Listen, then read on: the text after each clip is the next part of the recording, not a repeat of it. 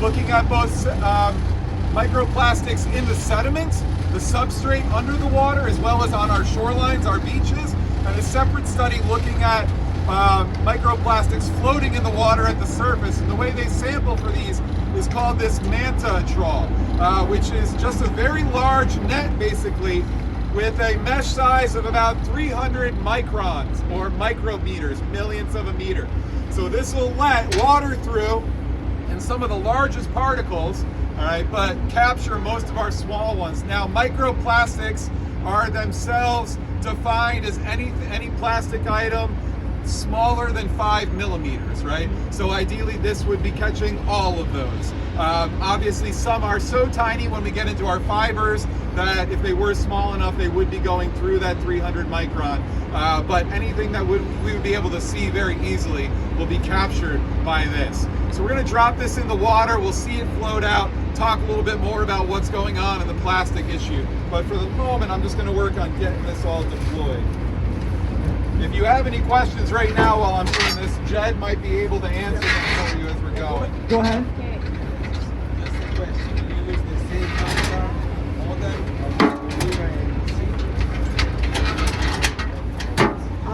That would be a good question for the folks at URI, who I know you guys are going to be meeting with this afternoon. So I know this afternoon you guys are going to be meeting with J.P. Walsh and some other folks who are the ones who did the big microplastic study in Narragansett Bay. I would save that question for JP this afternoon.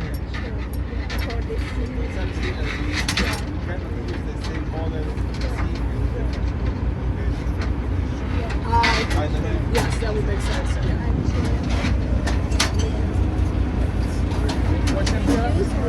Yes. Is it designed such that marine life can get caught in it? Chris, there was a question about whether or not this is designed so that marine life does not get caught in it. I would suspect that probably not. If there is anything at the surface that's swimming around, we will catch it, but most of the stuff that's up there is smaller than that 300 micron level, like our phytoplankton and our small zooplankton. We good, Eric? Anytime. All right. Cod end's going over, so there's a very small cod end here with holes to let that water flow through. Anything we catch will be captured in that bucket there. What is the meter? 300. Yeah, so we'll put that in, and all the microplastics kind of get caught down the funnel as we do that.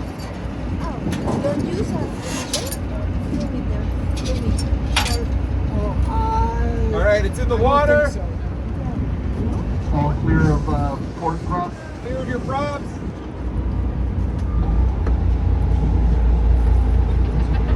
Supposed to move here back to the stern to get a closer look. Yeah, and I'll get out of your way. I think you wanna go. All right, it is fully deployed.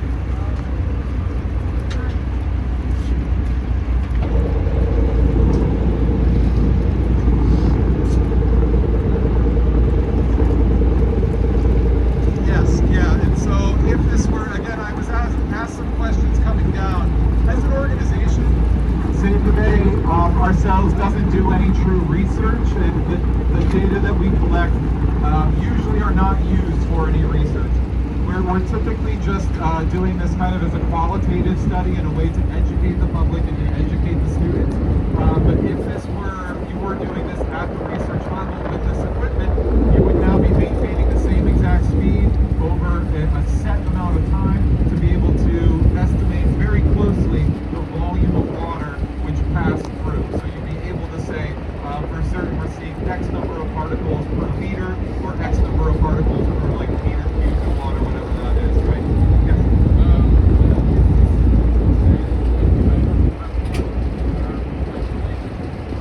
Yeah, good question. I'm not sure where we purchased it. The name of the company is right on it. When we bring it back up, we can take a look. And I don't know how much it costs because it was here before I started, I believe. But yes, I mean, we're technically no different than any like member of the public. We're just a nonprofit. We don't have any special like university status that allows us to get some equipment versus others. So if you were trying to do some kind of work like this, yeah, you could just go out and purchase one on your own to be able to start to qualify and maybe quantify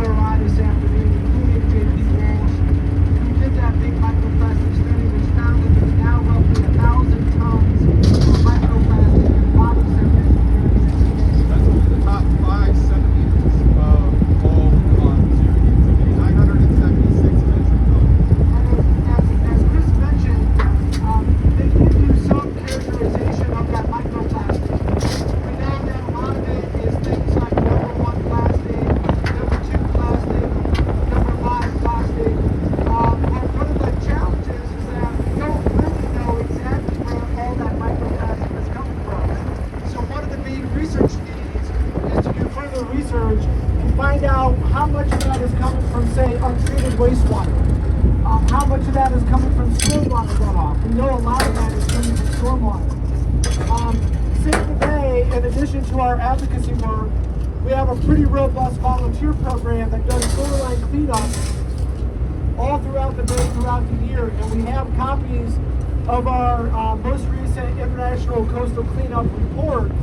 And as part of that research, we quantify how many plastic bottles, how many plastic caps, how many plastic bags, how many straws. And we know from that coastal cleanup data that a lot of this microplastic is things like plastic bottles that break down into microplastics. It's things like plastic bags that break down into microplastics. So some of our work has been thinking upstream and figuring out how do we get fewer plastic bags along the shoreline. So we banned single-use plastic bags in Rhode Island. Just last year, we got a statewide ban on polystyrene food containers because we knew from our data that that was a big contributor to the problem. But it's also things like tire tread. So we know that a lot of plastic comes off of tires, that goes down the storm drains in the streets, finds its way into the bay, into our rivers, and then into the bay.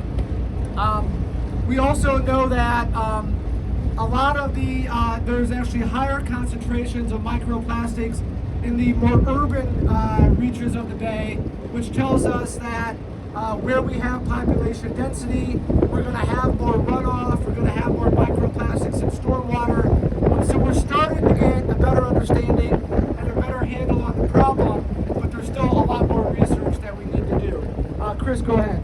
Yeah, speaking of the urbanization problem versus some of our more rural areas, if JP later on does end up talking about, I'll hold on to him right now, I don't want to pass him around just in case people don't want him with the wind.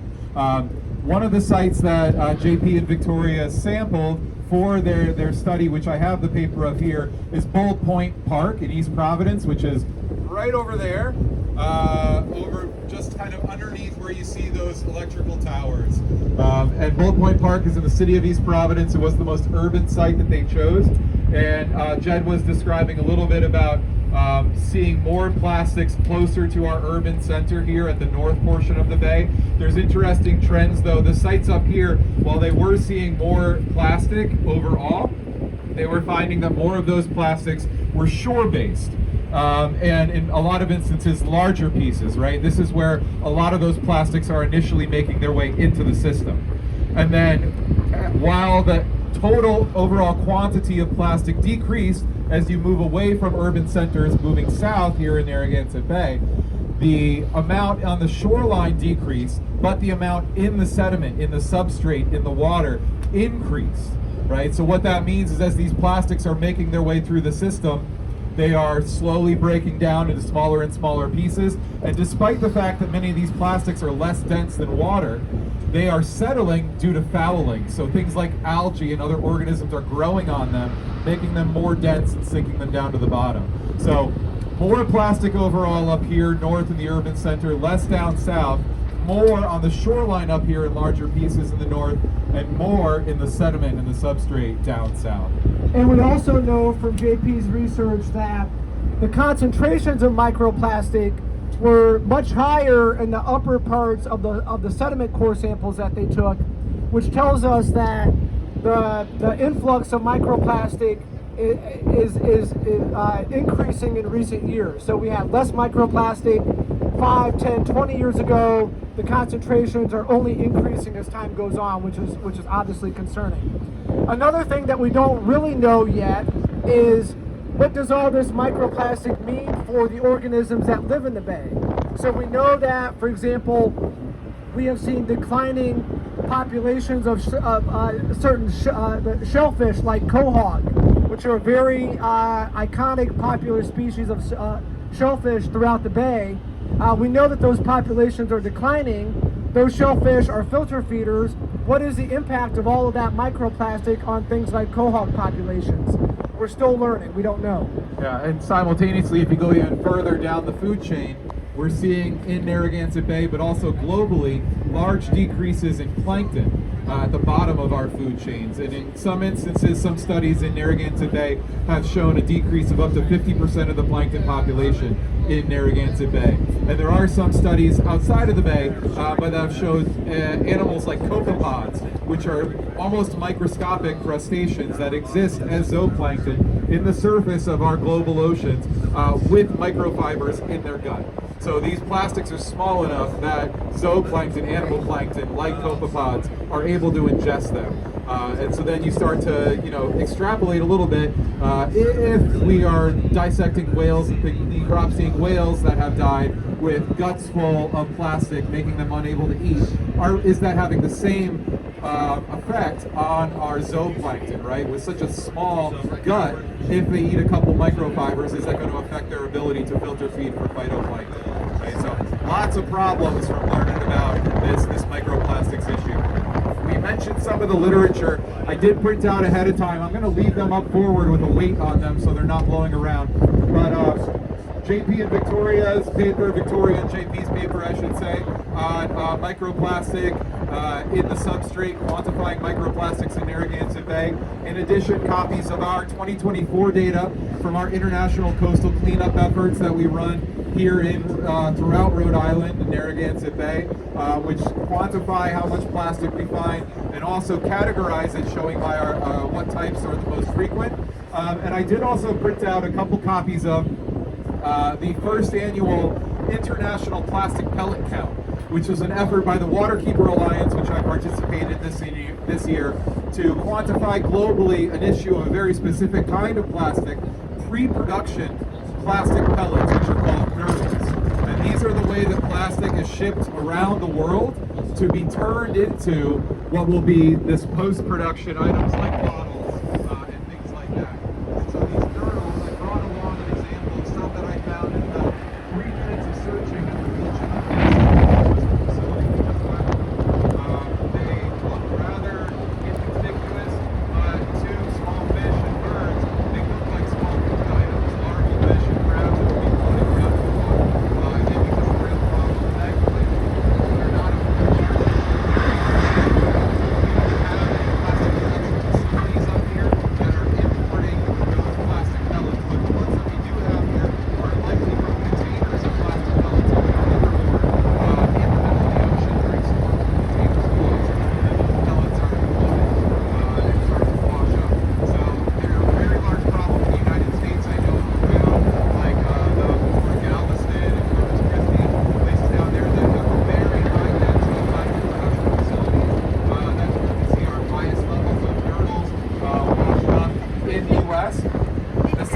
Density regionally is in the Pacific Northwest, and it's not because they have plastic production facilities there, but because the ocean currents from the Pacific, where there is a high density of global shipping, bring lots of garbage that have washed up from the ships onto the southern Washington, Oregon, and northern California coast. So 2 nurdle problems in different areas for different reasons. But we have a couple copies of our International Waterkeeper Alliance's International Plastic Pellet Count as well. I'm going to leave these up here, and I'll get us ready to pull our microplastics trawl in so we can start to try and pick through and see if we found anything.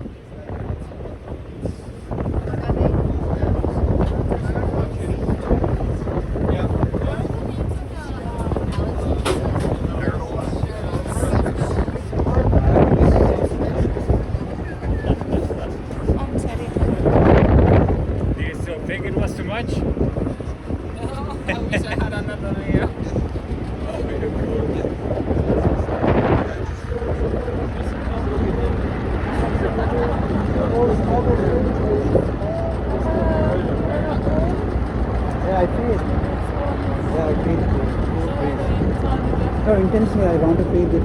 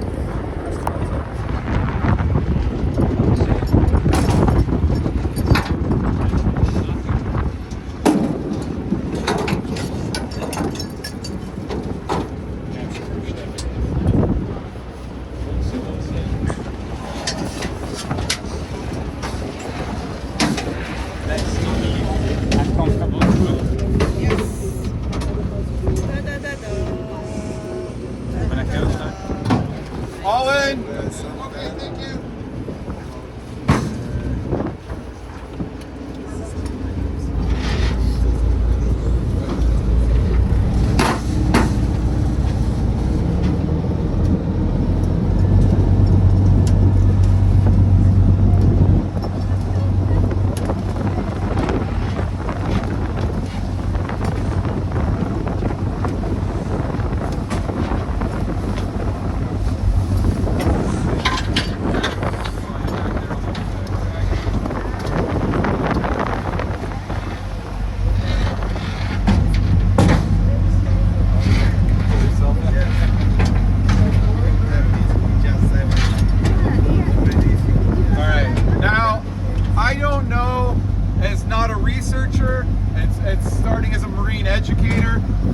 I've just done this with students very informally as a way to kind of qualify this issue versus quantify.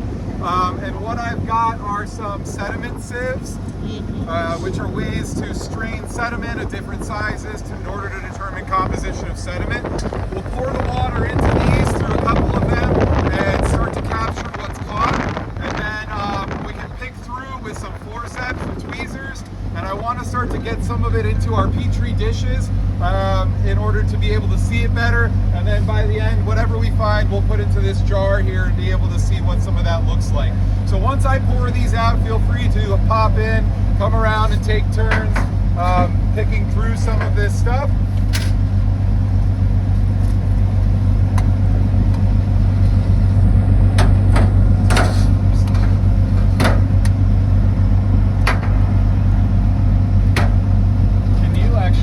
Grab me a bucket of water.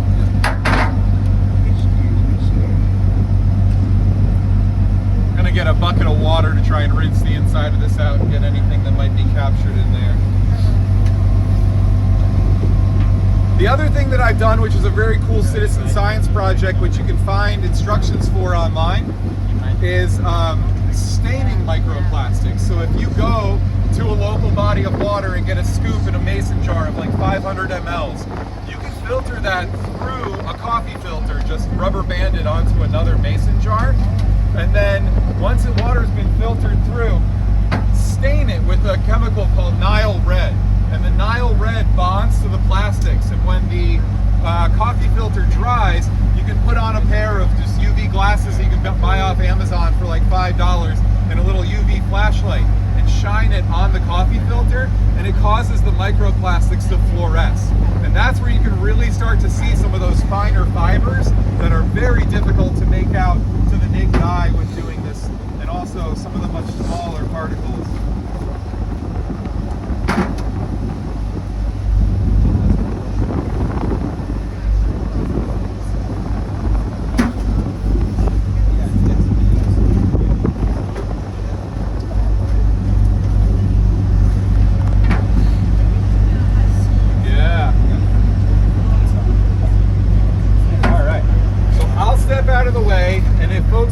You can just kind of lift some of these up and grab some forceps and Petri dishes and see if we can find anything that looks like microplastics in those samples. I'll get out of the way so there's room. Let the producer work. Oh, we have scientists here. Show it to the camera, Mariam.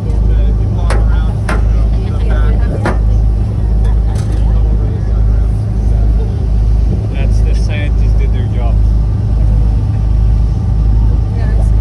Show me. That is not.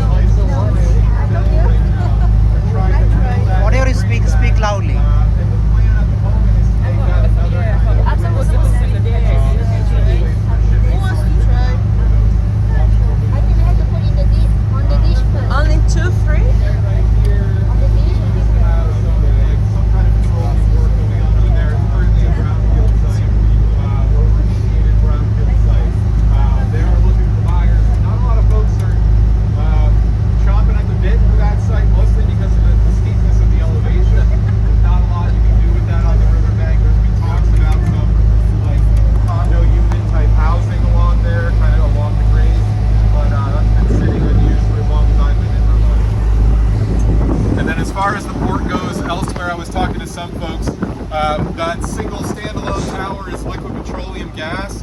And then as we move our way down, we have a cement facility here, so bringing in the raw materials for the creation of cement, as well as asphalt for construction projects, road work, things like that as it happens throughout the state. Also, the shipping in of all of these giant white blocks that we see over here are all lumber that are getting brought in. And what we passed further behind us with all those red cranes off in the distance and that single tanker truck is moving Rhode Island